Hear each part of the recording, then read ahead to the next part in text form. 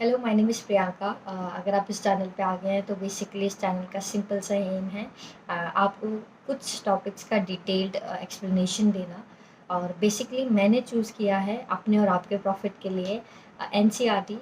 तो एनसीईआरटी में जो भी चैप्टर्स हैं वो काफ़ी डिटेल्ड में हम अगर समझना चाहें तो समझ सकते हैं, क्योंकि एनसीईआरटी में हम कह सकते हैं रीड बिटवीन द लाइंस वाला फ्रेज सबसे परफेक्ट बैठता है।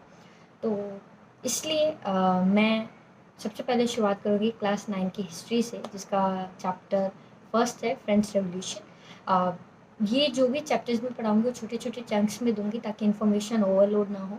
तो मुझे बताइएगा आपको कुछ समझ में आया, और अगर नहीं भी आया तो क्या इम्प्रूव कर सकते हैं। तो शुरुआत करते हैं हिस्ट्री के चैप्टर 1 क्लास 9th से, जिसका नाम है फ्रेंच रेवोल्यूशन। तो फ्रेंच रेवोल्यूशन से सबसे बड़ी क्रांति दो क्या-क्या आई।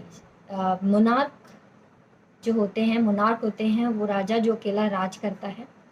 तो फ्रेंच रेवोल्यूशन की वजह से मोनार्की खत्म हो गई। दूसरा, हर आदमी को वोट करने का अधिकार मिला। तो ये दो बहुत बड़े बदलाव आए फ्रेंच रेवोल्यूशन की वजह से। लेकिन ये कैसे-कैसे आए, कैसे अनफोल्ड हुआ ये हम अब पढ़ेंगे। तो ये जो मैं आपको समझाऊँगी ये उस दौरान के बारे में है जब वर्ल्ड वॉर 1 एंड हुआ था। वर्ल्ड वॉर 1 एंड हुआ और उस वक़्त फ्रांस के जो मोनार्क थे, उनका नाम था लुईस 16। उस वक़्त वो 20 साल के थे और 1774 की बात है ये। 1774 में लुईस 16 ने देखा कि भई मेरा सारा खजाना हो गया ख़त्म, अब मैं क्या करूँ? क्योंकि अब फ्रांस ने क्या किया था उस वक़्त अमेरिका की 13 कॉलोनी थी उसको जिसने हेल्प किया था आज़ाद होने से। किससे? ब्रिटेन से। तो अब अगर आप अपने रिसोर्सेज़ कहीं डालते हैं, मिलिट्री कहीं डालते हैं तो पैसा लगता है, और पैसा लगता है तो पीछे कुछ भी नहीं है, because you are already into a war और पीछे रिसोर्सेज़ खत्म हो गए। तो जब वो राजा बने तो उन्होंने देखा कि अरे! हमारे तो पास खजाना ही नहीं है, तो अब खजाना कैसे भरा जाए? तो सबसे सिंपल तरीका था टैक्स इम्पोज़ करने का। तो लुईस 16 ने टैक्स इम्पोज़ कर दिए। अब टैक्स इम्पोज़ करने से बात नहीं बनी। तो उन्होंने क्या किया, उन्होंने स्मार्ट प्ले किया, उन्होंने फ्रेंच सोसाइटी को 3 हिस्सों में बाँटा। क्लर्गी, नोबल्स और तीसरा एस्टेट। थर्ड एस्टेट में आते थे अ, हम यहाँ पे मेनली बात करेंगे थर्ड एस्टेट्स के बारे में, क्योंकि यही लोग हैं जो एक्चुअली में फ्रेंच रेवोल्यूशन लेकर आए। थर्ड एस्टेट में कौन-कौन थे? लॉयर, एडमिनिस्ट्रेटिव ऑफिसर्स, आपके पीजेंट्स, आपके लेबर्स, लैंडलेस वर्कर्स, बेसिकली गरीब तबका या थोड़ा-सा कम पढ़ा-लिखा आदमी। और क्लर्गी और नोबल्स ये जन्मजात होते थे, बिकॉज़ इस ऐसा था कि अगर आप पैदा हुए हो क्लर्गी के परिवार में तो आप क्लर्गी रहोगे, नोबल्स के परिवार में रहे तो नोबल्स रहोगे।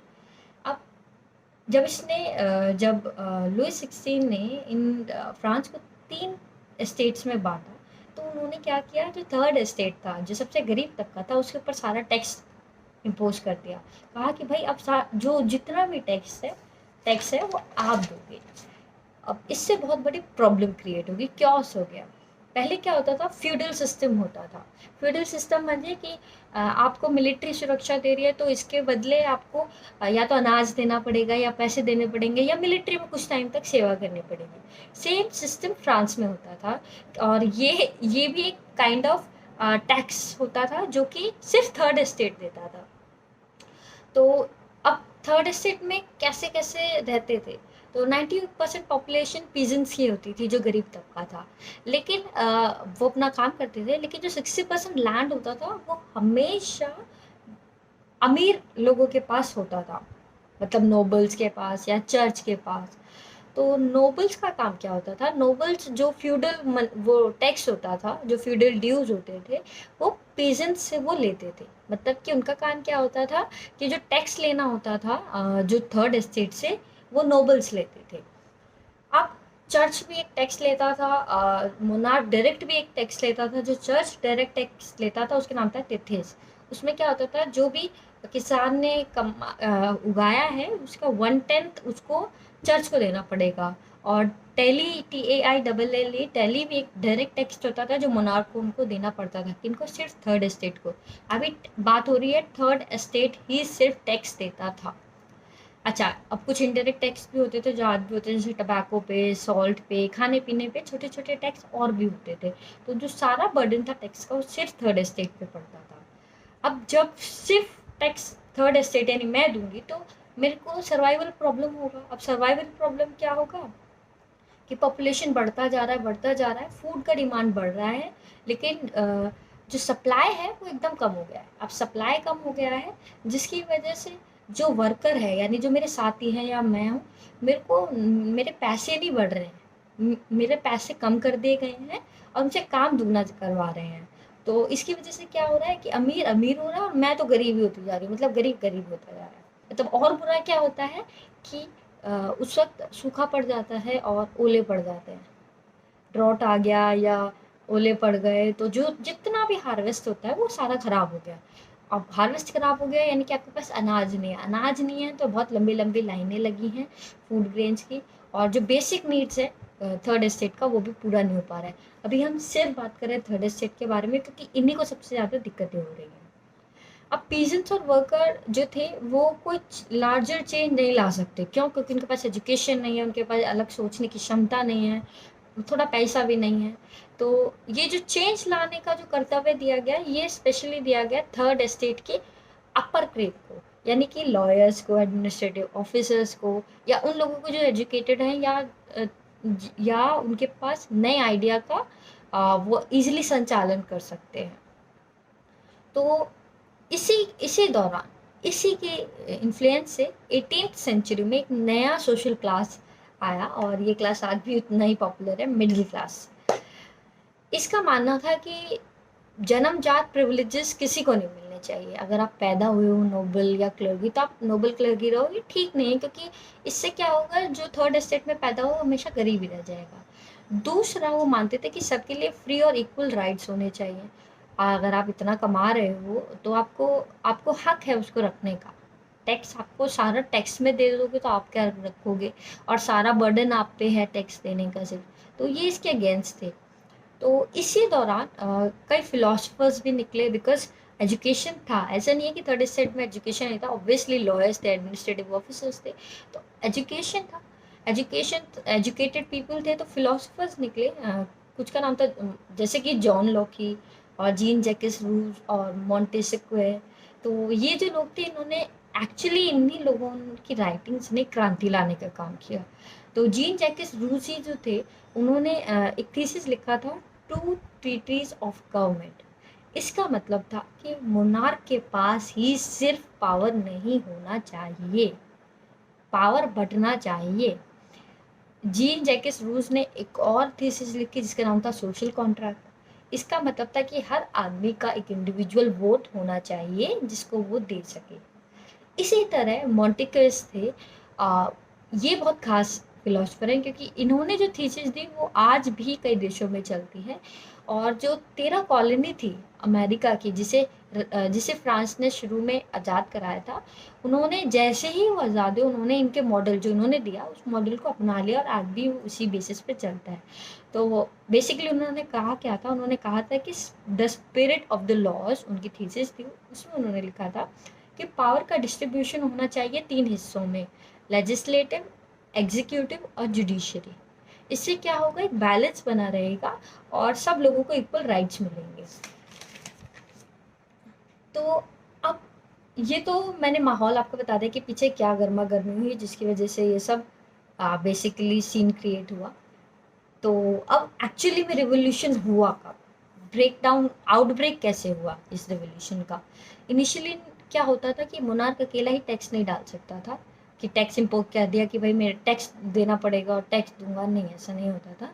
वो एक एस्टेट जनरल्स की मीटिंग बुलाता था। स्टेट जनरल मतलब तीनों एस्टेट 1 2 3 क्लर्की, नोबल्स और थर्ड एस्टेट के एक रिप्रेजेंटेटिव होते थे, मतलब एक वोट होता था उनका। और हर उसमें 300 लोग होते थे रिप्रेजेंटेटिव, और वो आते थे। तो वहाँ पे वो अपने बात आगे रखता था और उसके बाद वो टैक्स इम्पोज कर देता था। अब इसीलिए जो जब वर्ल्ड वॉर वन एंड हुआ और उसने देखा कि भाई टैक्स लगाना है तो उसने ऐसे मीटिंग बुलाई। तो ये मीटिंग बुलाई थी 5 मई 1789 में। उन्होंने कहा कि भाई अब नए टैक्स का इम्पोजिशन करना है तो मीटिंग शुरू करो। और वेन्यू रखा गया वर्साइलेस। वहाँ पे सिटिंग अरेंजमेंट था। अब ये सिटिंग अरेंजमेंट क्यों इंपॉर्टेंट है, इससे हमें पता चलेगा कि किसके पास कितनी पावर है।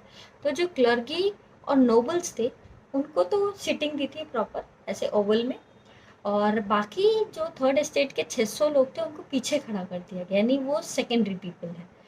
अब थर्ड एस्टेट की रिप्रेजेंटेशन होता था हर, जैसे क्लर्की नोबल्स में भी ऊंचे ऊंचे क्रीम आती थी, थर्ड एस्टेट की भी अपर लेयर आते थे जिसमें एजुकेटेड लोग होते थे और थोड़े पैसे वाले लोग होते थे। तो कौन कौन उस वक्त अलाउड नहीं होता था, औरतों को कहीं भी अलाउड नहीं किया गया। हाँ, तो तो औरतें अलाउड नहीं होती थी, पीजेंट्स अलाउड नहीं होते थे, वर्कर्स अलाउड नहीं होते थे, और जो अनएजुकेटेड लोग होते थे उनको अलाउड नहीं किया जाता था बेसिकली। लेकिन उनकी जो प्रॉब्लम्स होती थी उनको 40,000 लेटर्स में मतलब लिख कर वो लेके गए थे उस वेन्यू तक, लेकिन मुझे नहीं लगता उससे कोई इफेक्ट पड़ा होगा। सो तो अब आई वोटिंग की बारी। सब तीनों स्टेट को एक एक वोट था, लेकिन थर्ड स्टेट के इंटेलेक्चुअल्स ने कहा नहीं भाई सबको वोट होना चाहिए। अब हमने पिछले ही पढ़ा था कि जो जीन जैकिस रूस थे उन्होंने अपनी थीसिस द सोशल कॉन्ट्रैक्ट में कहा था कि हर आदमी का एक वोट होना चाहिए, जिससे जिससे पता चलता है कि भाई सबका अपना अपना एक इंडिविजुअल अधिकार है। लेकिन किंग ने क्या किया, उसने डिनाई कर दिया क्योंकि उसे पता था कि भाई वो नहीं जीत पाएगा वोटिंग होगी। तो इसी कारण जो लोग थे उन्होंने उसको बॉयकॉट कर दिया उस मीटिंग को। अब थर्ड स्टेट एकदम तैयार हो चुका था एक रिवॉल्ट करने के लिए। उसने माना कि अब पूरी दुनिया में जो चेंज होगा वो हमारे थ्रू आएगा।